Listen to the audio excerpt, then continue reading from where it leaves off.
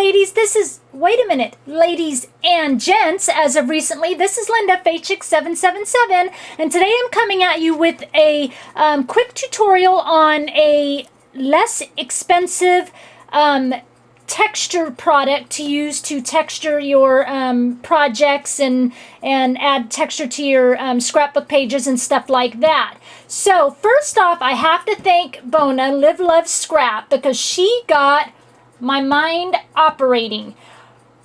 What happened was, normally I use fiber paste or molding paste on a project or a layout, but you have to wait, a couple of days for it to kind of dry. So if you're not in any hurry, that is great. But if you're impatient, as most of the time I am when I'm working on a project, because I want to get that, specific part done and move on to the next part, that is not going to do. And so I was watching a video that Bona put out, and she was showing how to use this product called Thanx.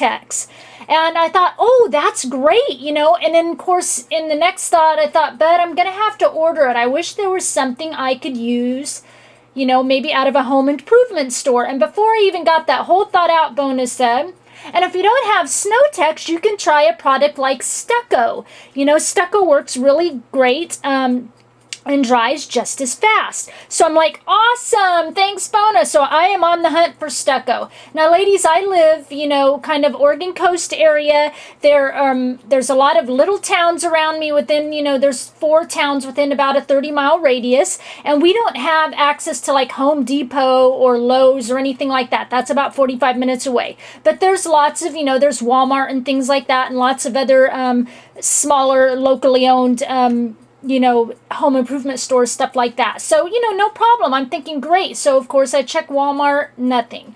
I check other home improvement stores, nothing. Now, in the town I live in, there's a couple of stores. So I go into one, and, I'm like, hey, do you have any stucco? And the gal goes, I think we do. She goes, it might have like an inch of dust on it. And I'm like thinking, great, I don't care how much dust is on it. And she's thinking, unless I sold it. And I'm thinking, of course, that's my luck. You probably did. She goes, it's in like one of those big, 5-gallon paint cans. And then my next thought was like, well, I don't want to pay $50 for it. I'm thinking $4 or $5 here. And so she goes to find it. And of course, it had sold. So there went that opportunity. So I'm thinking, well, I'm just going to have to live with my fiber paste or my molding paste and just wait, 10 days for it to be done. But my brain didn't stop there. So I'm trying to think of something that I can use. So please hold for sound effects.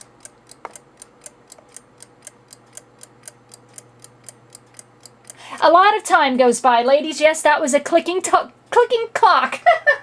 A ticking clock. I can't even talk. A ticking clock. A lot of time goes by and I'm like, okay, I didn't really check the other home improvement store in town. Let's go find out what they have. The guy's been there forever. He'll help you with anything. He knows every product. So I go in there, of course, no stucco. So I'm like, okay, dude, this is what I'm looking for. I want to create texture on like projects, on, art, canvas, that kind of thing.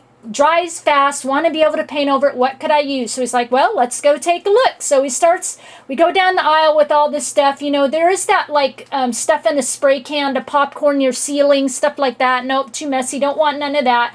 And then he stops at this one jar. And he's reading the back of it and he's looking at it. He's like, you know what? I think this might work. It dries within 15-20 minutes. You can paint it then.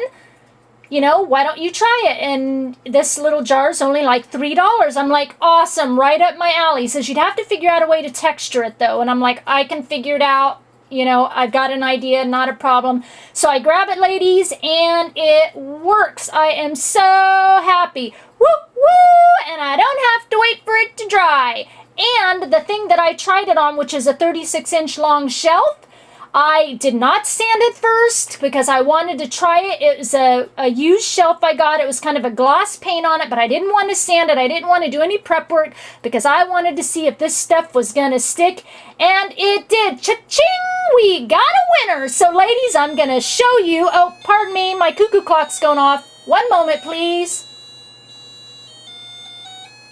Little serenade for you. There we go. I just picked up a cuckoo clock today at a garage sale that I want to alter, so that's going to be kind of fun. So if you heard that, little serenading for you. Anyway, so I'm going to move my sign out of the way. I've been talking for a couple of minutes. 5 minutes. Holy cow, we got to get going. All right, I'm going to move this out of the way and let me show you what we got. Okay, so I'm going to try and bring my shelf in here a little bit. I'm going to bring it up. So here is the texture, as you can see. And it's a big shelf, and I just textured like the top and the sides. And like it said, it's a 36-inch long shelf. So I'm going to texture underneath as well, because this is going to go up over a window. So you'll see underneath on it. And of course, I'm going to texture the brackets. I don't have the brackets on yet. And I haven't painted over it. All I did was put this texture stuff on the top. So, and it does a little bit, it can get a little bit dusty, but it's going to be just fine, I think. So as you're painting it, I think you might see a little bit of just a little bit of slight dust from it, but I don't think it's going to be a big deal. And then I also used it on this little mini fence I made. You can see the texture on it. And ladies, this fence is really easy. I'm putting it on a project I'm working on right now. And if you want to know how to make this little fence, leave a comment down below, because I'll put it up for you. It'll be about a 3-minute video. Really quick, real easy if you want to learn how to make it. But anyway, so there's the spackle on the fence. So, as you heard, I said the word spackle. Ladies, here it is.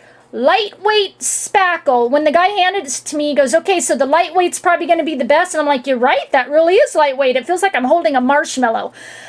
So this is 8 fluid ounces, the same as like the fiber paste, 8 ounces, or the molding paste that we use texture on, okay? And these work great, ladies. So like I said, you saw it on my little cabinet and shelf. You just got to wait a few days for it to dry. So this is 8 fluid ounces. This little jar was $3. And my 36-inch long shelf, I did the whole front and the sides of it, and I'll be able to do the back of it for this with this little jar. And then I put a little on the fence. Now also, since it worked, I went to Walmart, and they do have a 16-ounce jar, and it was only $5. So for $5, now remember, these are 14 without a coupon, 8 or 9 with a coupon, 7 if you use a 50% off coupon. No coupon. $5 for the big one, $3 and some change for the little one, and of course, since I live in Oregon, no tax. So whatever the price is, that's what I'm paying. So anyway, let me open up. Now, spackle, for those of you gals that don't know, is used to repair like holes or cracks in walls. So, you know, like if you you know, a nail hole in the wall, or someone punched a hole in the wall, you can use like this tape, which I picked some up, ladies, because I think it's going to make some great texture underneath. But you use like this tape, and it's sticky on one side. I did want to tell you about that. If you put this tape on, and then in spots like texture, put some of that texture over it, and then maybe leave part of it showing it, and then you can lay like lace over the top of it and stuff. I mean, I don't know if you're getting the picture, but it would make really neat texture. So I picked this up. It was just a couple dollars for this texture tape, but you put it over like holes, and then you spackle over the top of it. And then what it is, it's not a real chunky paste or anything. It's really light, but when you spackle, you smooth it on really straight, you know, real smooth when you fix your hole, and then you let it dry, and you can paint over it, so you know your wall is fixed. So anyway, I'm going to open the little jar here. You can see what it looks like. It does kind of look like a paste, I guess, you know, almost like molding paste. Like I said, very lightweight. So the way to put this on, now if you're going to do the fence, you can dip it out, you know, you can use one of these little foam brushes if you're going to use the fence, because you can just kind of, you know, pat it on. But if you're going to do a big project like this shelf, if you try to, and I'll show you, try to put it on with it, it just kind of rolls back off with your brush. So that's not going to quite work. So what you need to purchase is one of these little, you know, or if you have one, little putty knife, something like that. This was like 59 cents, okay?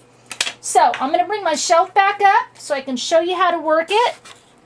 It won't take very long. Okay, so let me get my shelf in camera view here. Let me come down, bring my camera in. You know, I'm wondering if I should put something I'm going to make a little noise here for a minute, ladies. Something underneath the shelf to lift it up so you can kind of get a good view, because it's white on white, I know. So, okay, so there's my shelf. There, that's a little bit better view. So, in order to put it on, so what you're going to do is grab some of this, obviously, on your knife, okay? And then you're going to, I'm going to just kind of bring it on. You're going to spread it on, okay? And you can kind of see, you can do thick, thin, whatever, but see as it goes on, it's not really textured. And you're going to do that along your whole shelf. Now, I go in just sections, okay? So you're going to spread it on thick, thin, in spots, because some places will be, you know, thinner texture, thicker texture. So let me see if I can turn it to the side. See, it's not real, you can see it here, it's not real thick, doesn't take much, okay? So spreading it on, and then what I do is I use 2 different brushes. I come along with one of these little pouncy brushes and this brush. Now this works awesome. Pounce it on, create your texture, but after a while you'll start to notice your peaks are getting really tall. So what's happening is your spackle is collecting on the bottom of this brush. So I just take and scrape it off the brush, okay? And then I will come along with this brush and kind of pat down those real tall peaks. So let me get in here, bringing it, let me move some stuff out of the way. So I've got my stuff on there, and then you're just gonna come along and you're going to do this and right on your texture paste and start your texture. And you're just going to go along. You can, and you've got quite a few minutes to work with it. Now, can you see how my texture's looking there? That's all I did. But after a while, see, this will start to get really thick on the brush and create really big peaks. So then what I do is I come along with this and kind of pat it back down. And it's still, and I mean, if you don't have one of those, this works fine too. But it doesn't make, you know, the texture's a little bit smaller, about the same, but not a big deal. So there it is, texture. Let it sit, I'd say, you know, like it says, about 15 minutes you can start to paint on it. And then, like I took me about a full half hour I could paint on it. I was okay with it, but I let it sit for an hour and it was fine. And then you just kind of continue along in this spot with more spackle.